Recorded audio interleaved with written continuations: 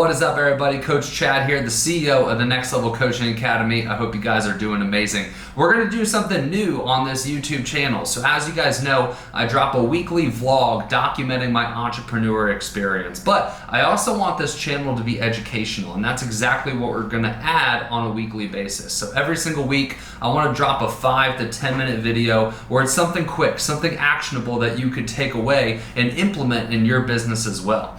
You guys may or may not know this, but I've done over 8 figures in sales by the age of 28. I hit my first million at the age of 24, and I don't plan on stopping there. So the reason with me saying that is I've learned a lot at a really young age, and I want to be able to share that with you guys. So we're going to go ahead. This is going to be video number one in this series. And what I want to talk about is objection handling. More specifically, I want to give you an objection handling framework that has worked really well for myself and has worked really well for my team. So what we call this is the this or that objection handling framework.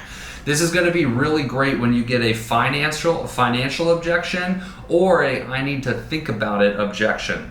So here's how it goes. There's 2 different angles in which you can take it. There's more of a punchy angle where you're using it more as a statement to get the person to commit. And then there's a more open-ended angle where it's more of a back and forth conversation to lead them to tell you basically that yes, we need to do this. So we're gonna go through both. We'll start with the more statement approach. All right, so very first thing that you wanna do is you want to agree with whatever objection they give you. So if they say, hey, I need to think about it, or hey, this is too much money, you're gonna agree. You're gonna say, hey, totally get that you would need to think about it. Honestly, I would be a little weirded out if you didn't.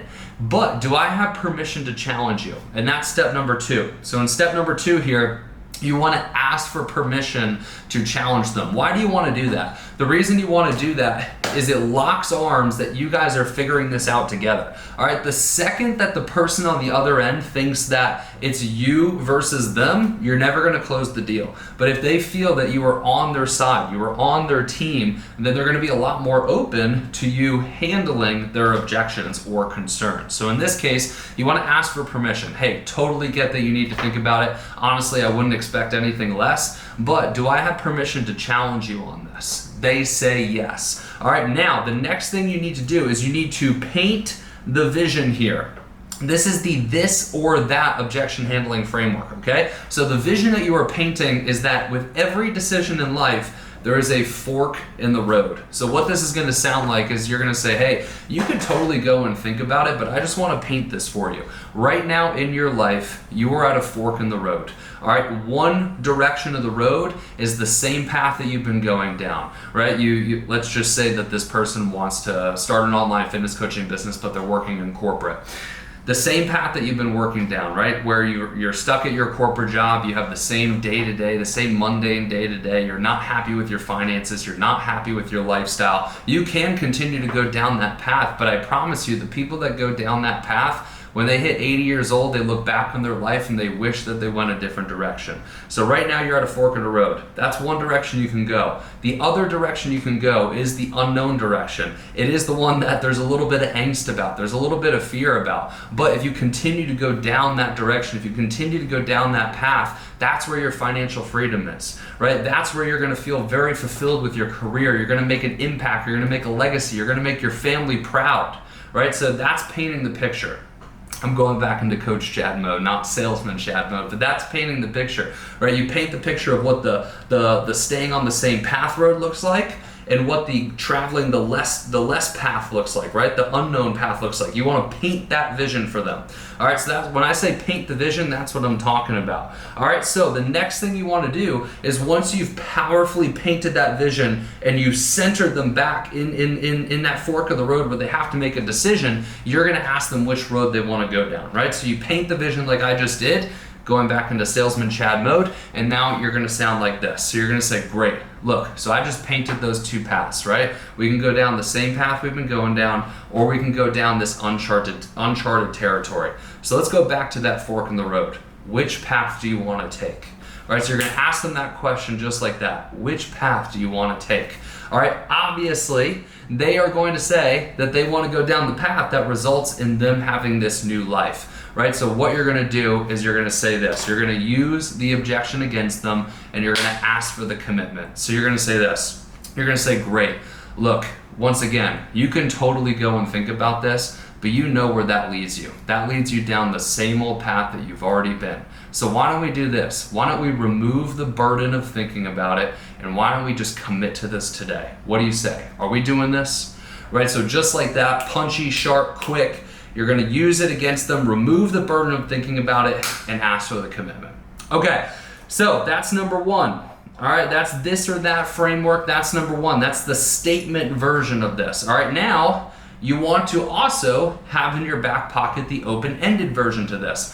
Why do you want to use what's the difference between using one or the other? All right, the statement version is more of, you've already built a really good connection with this person, and if you just hit them with a one-liner, you know you can get them.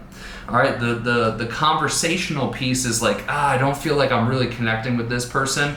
And it's better if they lead themselves to the conclusion rather than you telling them what to do. The statement version is, they view me as a leader, I'm the authority, we have a good connection, I just need to hit them with that one-liner, right? The other one is, I'm not really feeling it, let's have more of a conversation and see if I can get them over the line. Okay, so here's what that's gonna look like. Step number one, you're still gonna agree. You're still going to say, hey, totally get that you need to think about it. All right. You're still also going to say, do I have permission to challenge you? All right. You're still also going to paint the vision that with this decision, they have two forks in the road. But the difference is after you've painted the vision. So here's what it's going to sound like. You're going to say, hey, totally get that you need to think about it. Do I have permission to challenge you? They say yes. Then this is the painting the vision part. So then you're going to say, look, right now in your life, you're at a fork in the road, right? You can go down one path if you make the decision to stay the same. If you make the decision not to do this, if you make the decision not to commit to losing these 50 pounds, you would just go down one path, the path that you've already been on, right? But then you have this other path, and the other path is if you commit to it, right, you're going to have the life and experience the life that you want. So tell me a little bit more. What does life look like if you go down the same old path? All right, so now you ask them a question and you get them to describe what life would look like if they went down the same old path. So now they're describing this shitty vision to you. Once they finish describing going down that path, then you're going to say, amazing. Okay, and what if you took the other path? What if you finally committed to losing these 50 pounds and you committed to this program and you committed to a better version of yourself? What would life look like then if you traveled down that path? What else? Tell me more, tell me more, tell me more. All right, now they just painted this perfect vision, right? They painted this perfect, what life would look like if they chose to go down this path. Now you're gonna hit them with the one-liner and you're gonna say, amazing, that sounds really awesome going down that path. Let me ask you, are you willing to settle for anything less than that perfect vision you just described me? They're gonna say no, and then you're gonna say, great, then what are we waiting for? Let's commit to this. And you're gonna ask them for the commitment. All right, y'all, that's it. Like I said, these are gonna be short, punchy, but extremely powerful. If you're down with this, if you want more content like this, hit the subscribe button below, and I'll see you in the next one. Peace.